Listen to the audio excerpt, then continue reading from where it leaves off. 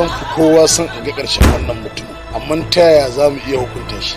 Ai kawai a batar da shi, a wular da shi kawai a aika shi lahira. Kisan kai fa kenan fa. Bai san tarin wannan mutumin ba ne. To me zaka faɗa ka?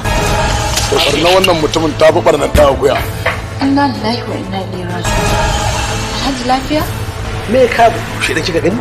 In Allah na roƙe ka Alhaji, ka fita ka bar gidan nan. Ba wani abu da ba. Ba kuma wani abu ne ya kawo ni kurin illa aski. Ya shiga gidana, ya kulle ɗaki. Stop this nonsense. Wai waye zai kashe shi ne? Kai fa kace mun nuna damuwa ko tsoro shine zai sa asirin mu ya tono. Su ba su gane ba, ba za kuma su taɓa gane ba.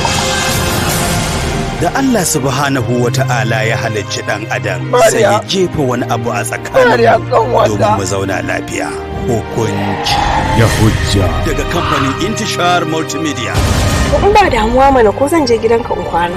Wacce dan Allah me yake da mutum? Na shiga uku ne. Ni kuma ni ne gatanki. Shikenan. Ai ba ko wani abu zan yi. Sai na nuna maka cewa I am an officer. Yes, I'm a corporal. Ka san shi Alabi a cikin tawaga yake tafiya farauta. Amma shi zaki shi kadai yake zuwa farautar shi.